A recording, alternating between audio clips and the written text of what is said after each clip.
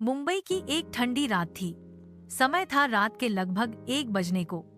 शाहरुख, जो एक private company में देर रात तक काम करता था, अपनी आखिरी लोकल ट्रेन पकड़ने के लिए चर्चगेट स्टेशन की ओर दौड़ पड़ा। उसके चेहरे पर थकान साफ झलक रही थी, लेकिन आखिरी लोकल छूट गई तो अगली सुबह तक स्टेशन पर ही बैठना पड़ता, और यही सोचकर उसने दौड़ लगा दी। प्लेटफॉर्म पर पहुंचते ही ट्रेन छूटने को थी, लेकिन किस्मत अच्छी थी, वो अंतिम डिब्बे में चढ़ ही गया।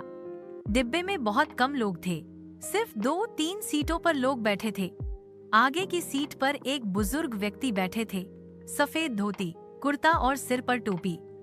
उनकी आंखों में कुछ अजीब सी चमक थी। शाहरुख ने उन्हें देखकर हल्का सा सिर हिलाया और खिड़की के पास बैठ गया। ट्रेन चली तो स्टेशन की लाइट्स पीछे छूटने लगीं और डिब्बे में सन्नाटा पसर गया। कुछ स्टेशनों के बाद डिब्बे के बाकी लोग एक एक करके उतरते गए। अब सिर्फ शाहरुख और वो बुजुर्ग रह गए थे। थोड़ी देर बाद बुजुर्ग ने धीमी आवाज में पूछा, कहाँ जा रहे हो बेटा? शाहरुख ने जवाब दिया, बोरीवली बाबा, बहुत थक गया हूँ आज। बुजुर्ग मुस्कुराए और बोले, थकान तो होती है, लेकिन कुछ थकान ऐसी होती है जो जिंदगी भर नहीं जाती। शाहरुख को अजीब लगा, लेकिन उसने बात को टाल दिया।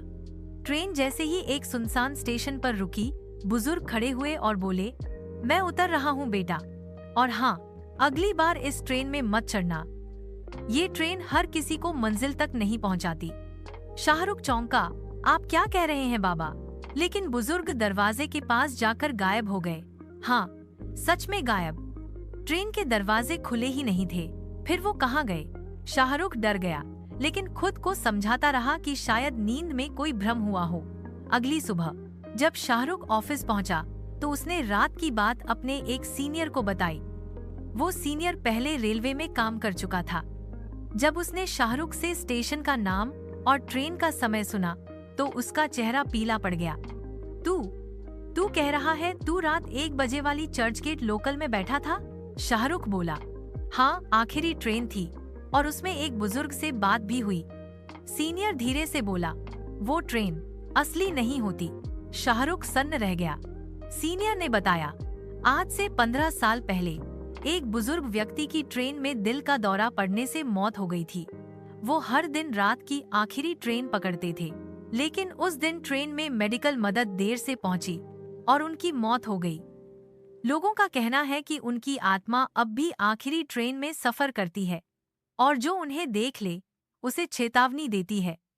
शाहरुख की सांसें तेज हो गईं।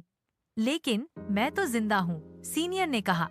हाँ, क्योंकि उन्होंने तुझे चेताया, अगली बार मत चढ़ना, वरना शायद तुझे भी अगली मंजिल नसीब न हो। कुछ दिन बाद शाहरुख ने ट्रेन की टाइमिंग बदल दी, लेकिन एक दिन फिर देर हो गई। ऑफिस का काम खिंच गया और रात के 1 बज गए। स्टेशन पहुंचते ही वही आखिरी लोकल खड़ी थी। उस दिन उसने सोचा, अब कुछ नहीं होता, मैंने डर को हरा दिया है, और वो ट्रेन में चढ़ गया। इस बार डिब्बा बिल्कुल खाली था। शाहरुख बैठा और मोबाइल निकालकर वीडियो रिकॉर्डिंग चालू कर दी।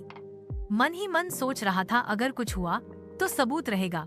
ट्रेन चली, स्टेशन छूटते गए, लेकिन जैसे ही ट्रेन एक टनल में घुसी, पूरी लाइट बंद हो गई। अंधेरे में सिर्फ मोबाइल की स्क्रीन चमक रही थी। अचानक एक धीमी आवाज आई, मैंने कहा था अगली बार मत चढ़ना। शाहरुख ने मोबाइल घुमाया, लेकिन कुछ